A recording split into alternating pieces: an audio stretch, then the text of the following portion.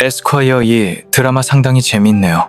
오늘은 주인공 윤석훈과 강효민이 변호사가 된 이유에 대한 이야기를 해보려고 합니다. 본 드라마의 부제는 변호사를 꿈꾸는 변호사들인데요. 이는 주인공들이 자신의 직업적 소명의 진정한 의미를 찾아가는 여정을 보여주는 드라마의 핵심 명제처럼 느껴지는데요. 또한 잠시 나왔지만 윤석훈의 와이프가 초반에 나왔습니다. 마치 죽은 사람처럼 나왔지만 반려견 해쉬를 애견 호텔에 맡기는 윤석훈과 해쉬를 찾으러 애견 호텔에 들리는 윤석훈의 와이프가 나오면서 마치 윤석훈이 이혼을 한 듯한 묘사가 나왔는데요. 저는 아무리 봐도 이상하더라고요. 이혼을 했다면 그렇게 환영처럼 나와서 이야기를 하는 장면이 나왔을지 말이죠.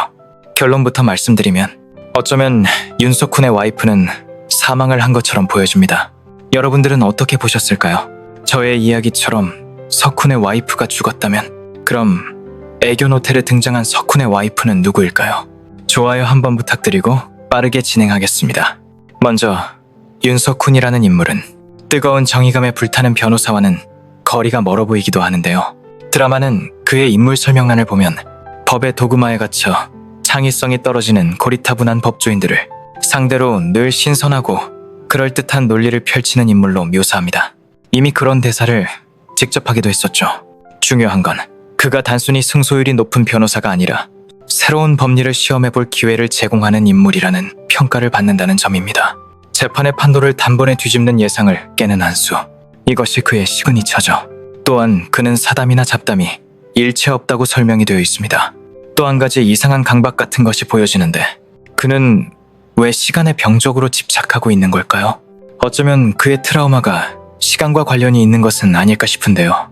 지금부터는 저의 뇌피셜을 풀어넣겠습니다. 그는 TV 화면 속 아내와 반려견 해쉬의 행복했던 영상을 멍하니 바라보고 있었습니다. 그리고 다음 순간 그의 눈앞에 죽 아내의 환영이 나타납니다. 해쉬를 보고 싶었냐는 질문에 석훈은 보고 싶다고 답하지만 자신은 안 보고 싶냐는 아내의 환영에게는 보고 싶지 않다고 차갑게 내뱉습니다. 저는 이렇게 보이더라고요. 그는 아내를 미치도록 그리워하지만 그 그리움 자체가 너무나 고통스러워 애써 외면하고 있는 것처럼 말이죠. 두 번째 단서는 그의 병적인 시간 집착입니다. 그는 면접에 지각한 효민을 보고 옷차림과 구두까지 순식간에 스캔한 뒤 시간 약속 못 지키는 사람은 아웃디라며 냉혹하게 선언합니다. 또한 의뢰인에게는 1분 1초가 급한 시간이라고 말하며 시간의 중요성을 거듭 강조합니다. 물론 원래 이런 성격일 수도 있겠지만 저는 이게 아내와도 관련 있는 시간에 관한 트라우마처럼 보였는데요. 바로 시간 때문에 아내를 잃었기 때문은 아니었을까요? 아마도 그의 아내는 위급한 상황에 처했었고 단 몇 분, 아니 몇 초가 그녀의 생사를 갈랐을 겁니다. 구급차가 조금만 더 빨리 왔더라면, 수술이 조금만 더 일찍 시작되었더라면, 혹은 어떤 법적 절차가 조금만 더 신속하게 처리되었더라면 그는 아내를 살릴 수 있었을 겁니다. 그날 이후 윤석훈에게 시간은 금이나 돈이 아니라 생명 그 자체가 된 것은 아닐까 싶은데요. 그럼 애견 호텔에 들어갔던 아내는 누구였을까요? 제가 이런 생각을 하게 된 이유는 바로 강효민의 언니였는데요. 쌍둥이 언니라는 설정이 나온 것이 강효민이 변호사가 된 이유와 귀결이 되기도 하지만 윤석훈의 아내 역시도 쌍둥이가 존재를 했던 것은 아닐까 하고 말이죠. 애견 호텔에서 해쉬를 다시 데려갔던 인물은 석훈의 아내의 동생이나 언니였던 것은 아니었을까요? 그가 의뢰인의 1분 1초에 집착하는 것은 사실 지키지 못했던 아내의 마지막 시간과 연관된 트라우마였고 그래서 와이프의 환영이 보여줘도 보고 싶지 않다고 애써 이야기를 했던 것이라고 생각이 들던데 말이죠. 물론 상상력이 많은 저의 뇌피셜이긴 합니다. 한 가지 증거를 대보자면 1화에 나왔던 윤석훈 와이프의 귀걸이와 2화에 나왔던 해쉬를 데리러 갔던 여성의 귀걸이가 모양이 다른 것을 알 수가 있습니다.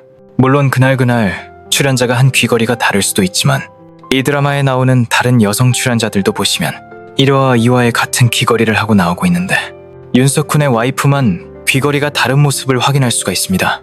이 장면은 나름대로 이어성이 윤석훈의 와이프가 아니란 걸 보여주려 했던 장면처럼 느껴지기도 했는데요. 저는 아무리 봐도 이 장면은 저희 시청자들에게 당연히 윤석훈의 와이프라고 생각하게 만들고 윤석훈의 와이프가 아닌 증거를 심어놓은 장면처럼 느껴진단 말이죠.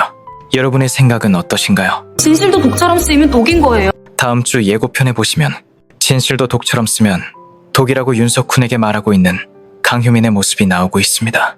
인물 설명란의 윤석훈은 겉으로는 냉철하고 감정적으로 초연해 보이지만 동시에 상대를 파악하고 그 사람의 마음을 꿰뚫어 볼 수 있는 능력을 통해 자기 사람은 깊은 내면까지 보듬어 치유해주는 모습을 보이지만 반대로 공격 대상으로 인식된 상대에게는 그 사람의 가장 약한 내면을 잔인하게 물어뜯어 멘탈을 가차없이 붕괴시킨다고 소개가 되어 있습니다. 이러한 양면성이 발현되었던 장면이 다음 주 예고편인 걸로 보여지며 이는 그가 진실마저도 전략적이고 때로는 잔인하게 사용할 수 있는 인물임을 암시함과 동시에 효민과는 성격이 완전히 다른 것을 보여주는 장면이죠.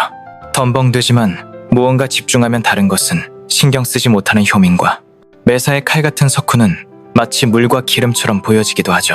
결국엔 둘이 서로의 장점을 같이 활용하면서 진짜 변호사가 되는 이야기로 귀결될 듯합니다. 이제 시선을 강효민에게로 돌려보겠습니다. 2회에서 그녀는 약혼자에게 자신의 가족사를 고백했고 그로 인해 배신당하며 파혼에 이릅니다. 아마 이 장면에서 분노하셨을 시청자분들이 많았을 것 같습니다. 2년이나 만났는데도 청각장애인 쌍둥이 언니의 존재 때문에 다른 여자를 만나다니 말이죠. 그녀의 쌍둥이 언니는 효민이 변호사가 된 이유였을 것입니다. 그녀의 삶은 언니와 함께한 투쟁의 역사 그 자체였을 겁니다. 어릴 적부터 그녀는 언니의 귀와 입이 되어주어야 했을 테니 말이죠. 법의 언어와 세상의 편견은 언니에게 너무나 높은 벽이었을 테고 강효민은 그런 세상과 싸워왔고 그래서 법이 완벽하지 않다는 것을 이미 알고 있던 강효민은 언니 같은 사람들을 돕기 위해 변호사를 했을 듯 보여지네요. 또한 앞으로 효민의 언니에 대한 이야기도 많이 나오지는 않을까 싶은데요. 효민이 전 남자친구가 다른 여자를 만나던 자리에서 수화로 이야기를 하던 모습도 상당히 통쾌하기도 했는데요. 사회적 체면을 중요시하는 전 남자친구에게 하는 최선의 복수였던 셈이죠. 정말 의리 없는 놈이긴 했잖아요. 효민이 그 뒤로 뜨거운 물을 부어봐야 티벳의 강도를 알게 된다고 말하면서 사랑을 비유했던 장면도 참 좋았던 것 같았습니다. 또한 사내 정치 싸움에 밀려 중견기업 사내 변호사로 파견되었다는 석훈의 전설적인 사수 권나연도 인물 설명란엔 다시 율림으로 복귀하며 화려하게 재입성한다고 하는데요. 권나연이 다시 돌아오면서 석훈과 효민과 함께 같이 율림의 대표 고승철의 아들 고태섭에게 대립각이 보여지는 상황입니다. 상당히 기대가 되는 스토리네요. 저는 정채연 배우를 처음 보는 얼굴이라서 이번 드라마를 보고 찾아봤는데요. 아이돌 출신이라는데 생각보다 연기가 괜찮아서 놀라기도 했습니다. 앞으로 이 드라마 기대가 되는데요. 오늘 준비한 이야기는 여기서 마치겠습니다. 시청해주셔서 감사합니다.